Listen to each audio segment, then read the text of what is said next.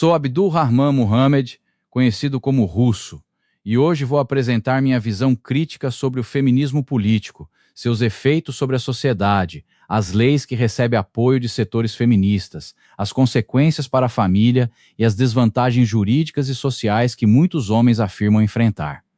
Antes de começar, quero deixar uma coisa muito clara. Ser contra o feminismo não significa ser contra as mulheres. Eu sou favorável ao direito da mulher estudar, trabalhar, votar, ter patrimônio, receber salário justo, viver sem violência e escolher o próprio caminho. Também sou favorável à punição rigorosa de quem agride, estupra, persegue ou mata uma mulher. Minha crítica começa quando a busca pela igualdade é transformada em privilégio jurídico, guerra entre homens e mulheres, culpabilização coletiva do sexo masculino, desvalorização da família, ataque à maternidade, tentativa de silenciar opiniões contrárias e criação de leis que, na minha visão, podem enfraquecer a igualdade perante a justiça. Não existe apenas um feminismo. É importante reconhecer que não existe uma única corrente feminista. Existem feministas liberais, socialistas, radicais, conservadoras, religiosas e outras que discordam entre si. Algumas querem igualdade de oportunidades. Outras defendem mudanças muito mais profundas na família, na sexualidade, na linguagem, na educação e na legislação. Por isso, seria injusto afirmar que toda mulher feminista pensa exatamente da mesma maneira. Minha crítica é dirigida principalmente ao feminismo político radical, que interpreta quase todas as relações entre homens e mulheres como uma disputa entre opressor e vítima. Quando tudo passa a ser interpretado dessa maneira, o homem deixa de ser analisado por suas atitudes individuais e começa a ser tratado como integrante de uma categoria coletivamente suspeita. E isso, para mim, não é igualdade. É apenas substituir uma injustiça antiga por uma injustiça nova. Direitos iguais ou vantagens permanentes? A igualdade verdadeira significa que homens e mulheres possuem a mesma dignidade e devem responder pelas próprias atitudes. Se um homem agride, deve responder. Se uma mulher agride, também deve responder. Se um homem abandona os filhos, deve ser responsabilizado. Se uma mulher impede injustamente a convivência das crianças com o pai, também deve ser responsabilizada. O problema começa quando uma política pública considera previamente que um lado representa a vítima e o outro representa o perigo. Existem situações nas quais mulheres realmente enfrentam riscos específicos e precisam de proteção imediata. Mas uma medida emergencial não pode se transformar numa licença para retirar indefinidamente direitos de uma pessoa sem investigação e possibilidade real de defesa. Proteger a vítima e garantir o contraditório não são objetivos incompatíveis. Uma justiça madura precisa fazer as duas coisas. A Lei Maria da Penha. A Lei Maria da Penha foi criada para prevenir e combater a violência doméstica e familiar contra a mulher. Ela reconhece violência física, sexual, psicológica, patrimonial e moral, além de permitir medidas de proteção e afastamento do suposto agressor. A lei também estabelece uma rede especializada de assistência destinada às mulheres. Eu não sou contra a proteção de mulheres agredidas. Um homem que espanca, ameaça, persegue ou controla violentamente uma companheira precisa ser impedido de continuar e deve responder por seus atos. Minha crítica está na assimetria.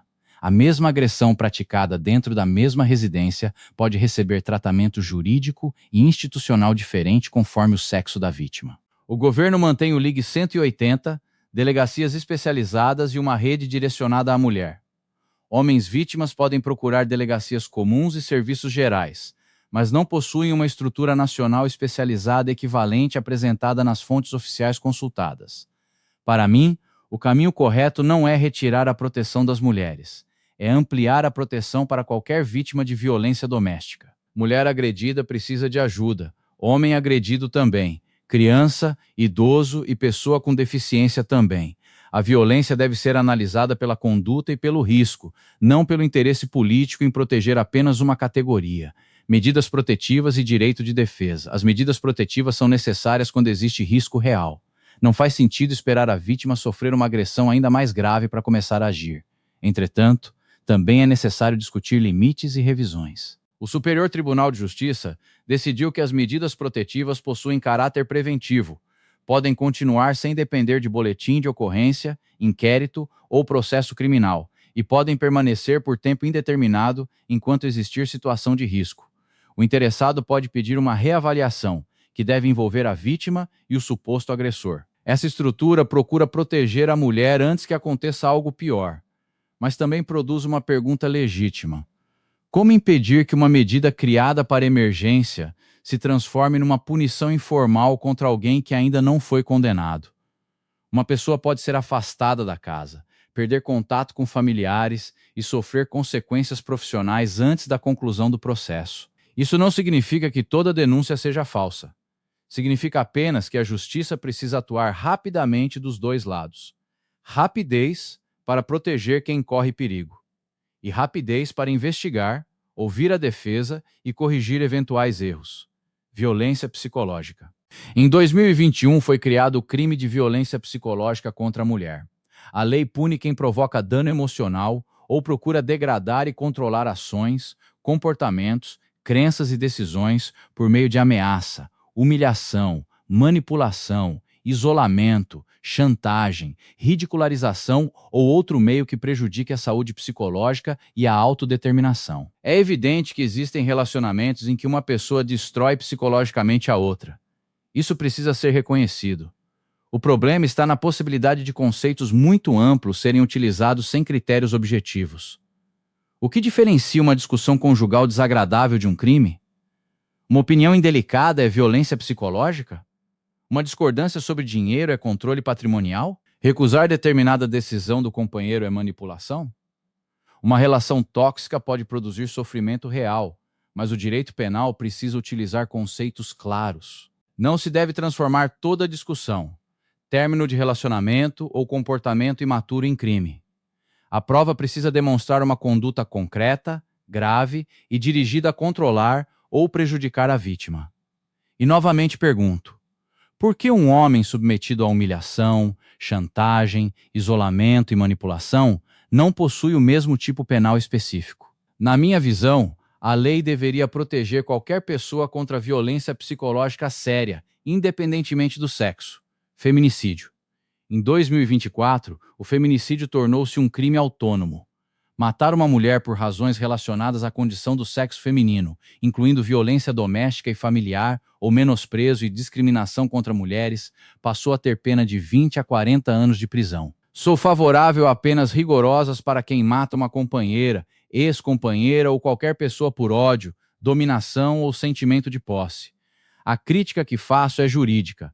A gravidade não deveria depender apenas do sexo da vítima. Um assassinato praticado dentro de uma família, contra uma pessoa vulnerável ou motivado por domínio e crueldade, precisa receber punição severa, seja a vítima mulher ou homem.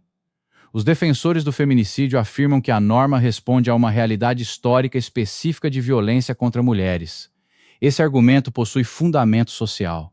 Mas também é legítimo discutir se o Código Penal deve criar valores diferentes para vidas humanas conforme o sexo. Para mim, toda vida inocente possui o mesmo valor.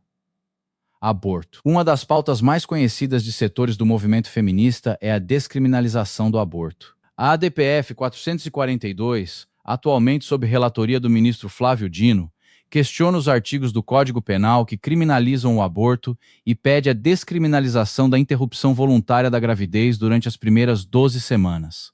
O julgamento ainda não foi concluído. Movimentos e representantes feministas defendem historicamente a descriminalização com argumentos relacionados à autonomia, aos direitos reprodutivos e à saúde pública. Eu sou contra o aborto. Essa é minha posição moral e religiosa. Para mim, não existe apenas o corpo da mulher. Existe também uma vida humana em desenvolvimento, com identidade biológica própria. Entendo que existem situações extremamente dolorosas, como violência sexual, risco de morte e graves condições médicas. A legislação brasileira já não pune o aborto realizado por médico quando não existe outro meio de salvar a vida da gestante ou quando a gravidez resulta de estupro. O STF também decidiu que a interrupção da gestação de feto anencéfalo não deve ser tratada como crime, mas transformar o aborto voluntário até a 12ª semana num direito geral é uma mudança muito maior. Na minha visão, o Estado deveria investir em prevenção da gravidez indesejada, responsabilidade de homens e mulheres. Apoio psicológico, apoio financeiro à gestante vulnerável, adoção segura, creches, emprego e responsabilização do pai. Defender a vida da criança não significa abandonar a mulher. Precisamos proteger as duas. O pai não possui nenhuma palavra? No debate sobre o aborto, o homem costuma aparecer de duas maneiras. Se ele deseja que a gestação continue, dizem que a decisão pertence exclusivamente à mulher. Mas, se a criança nasce, ele possui responsabilidade financeira e jurídica obrigatória, mesmo quando afirma que não queria a paternidade. Não estou defendendo que o homem possa abandonar um filho já nascido. A criança não tem culpa e precisa ser sustentada pelos dois responsáveis. Minha crítica é a incoerência do discurso. O homem pode ser completamente excluído da decisão sobre a continuidade da gestação, mas depois é corretamente incluído em todas as obrigações resultantes do nascimento. A palavra final precisa considerar a realidade biológica da gestação. Mas dizer que o pai não possui qualquer interesse moral, emocional ou familiar também é extremo. Cotas políticas. A legislação eleitoral exige que os partidos apresentem no mínimo 30% e no máximo 70% de candidaturas de cada sexo. Como a política é historicamente ocupada por mais homens, a regra funciona principalmente como uma cota para candidaturas femininas. Os recursos eleitorais destinados às campanhas femininas também devem respeitar a proporção de candidatas, com um mínimo de 30%. Os defensores afirmam que as cotas corrigem barreiras históricas e aumentam a representação das mulheres. Minha crítica não é contra mulheres participarem da política. Quero mulheres competentes como vereadoras, deputadas, senadoras, prefeitas e presidentes. Mas considero perigoso transformar identidade sexual em critério permanente para distribuir candidaturas e dinheiro público. Uma candidata deve receber recursos porque apresenta capacidade, propostas e apoio político, não apenas porque nasceu mulher. Da mesma forma, um homem competente não deveria ser automaticamente considerado menos merecedor por pertencer a um grupo numericamente maior. Uma política temporária pode ser discutida como correção histórica, mas toda política afirmativa precisa ter objetivos, fiscalização e uma avaliação futura. Caso contrário, deixa de ser uma ponte e vira um privilégio permanente. Igualdade salarial. A Lei 14.611 de 2023 criou mecanismos de transparência e fiscalização para garantir igualdade salarial entre mulheres e homens que realizem trabalho de igual valor ou exerçam a mesma função. Empresas com 100 ou mais empregados devem apresentar relatórios de transparência, e o STF confirmou a constitucionalidade das regras em maio de 2026. Eu apoio salário igual para trabalho realmente igual. Duas pessoas na mesma função, com experiência, produtividade, jornada e responsabilidade equivalentes, não deveriam receber valores diferentes apenas porque uma é mulher. Isso não é feminismo radical, é justiça. Minha preocupação aparece quando estatísticas gerais são apresentadas como prova automática de discriminação. Homens e mulheres podem trabalhar em setores diferentes, cumprir jornadas diferentes, aceitar níveis diferentes de risco ou possuir tempos diferentes de carreira. Esses fatores precisam ser analisados. A diferença estatística pode indicar um problema que merece investigação, mas não prova sozinha que determinado empregador discriminou alguém. Igualdade exige comparação técnica, não propaganda. A lei da alienação parental. Outro ponto importante é a tentativa de revogar a lei da alienação parental. Essa lei procura combater situações em que um responsável interfere na formação psicológica da criança para afastá-la do outro genitor. Em 2025, a ministra das Mulheres defendeu publicamente sua revogação. O projeto que propõe a retirada da lei continua sendo discutido no Congresso. Parlamentares e especialistas afirmam que a norma pode ser usada contra mães que denunciam violência. Outros alertam que sua revogação pode retirar instrumentos utilizados para proteger crianças e pais afastados injustamente. Esse é um tema em que não podemos trabalhar com slogans. Existem pais que manipulam os filhos contra as mães. Também existem mães que manipulam os filhos contra os pais. Existem denúncias verdadeiras de abuso. E também podem existir acusações fabricadas durante separações extremamente conflituosas. A criança não pode ser transformada numa arma. Se a lei possui falhas, deve ser corrigida. Mas simplesmente revogá-la sem criar um mecanismo melhor pode deixar pais, mães e crianças sem proteção contra a manipulação familiar. Na minha visão, a solução deveria incluir investigação especializada, psicólogos independentes, prazos rápidos, punição para falsas acusações comprovadas, proteção imediata diante de indícios sérios de abuso e preservação do contato com ambos os pais quando não existir risco. Como o feminismo radical pode prejudicar a família?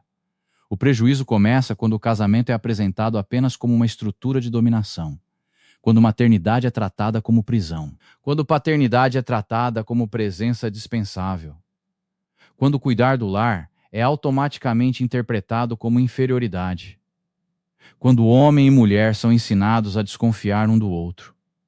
Uma família saudável não deve ser uma ditadura masculina, mas também não pode funcionar como uma guerra judicial permanente. Homens e mulheres possuem direitos, mas também possuem deveres. O marido tem deveres com a esposa tem deveres com o marido. Os dois possuem deveres com os filhos. O problema da visão excessivamente individualista é colocar a vontade pessoal acima de todos os compromissos. Eu faço o que quero, meu corpo, minhas regras. Não devo satisfação a ninguém. Se discordou de mim, está tentando me controlar. Relacionamentos não sobrevivem sem diálogo, renúncia, responsabilidade e limites. Autonomia não significa viver como se nossas decisões não atingissem outras pessoas. A desvalorização da masculinidade. Outro problema é tratar características masculinas como se fossem automaticamente perigosas. Força, competitividade, coragem, proteção, autoridade, disciplina. Essas características podem ser utilizadas de maneira errada, mas também podem produzir pais responsáveis, trabalhadores, protetores, policiais, bombeiros, soldados e homens que assumem riscos para proteger outras pessoas.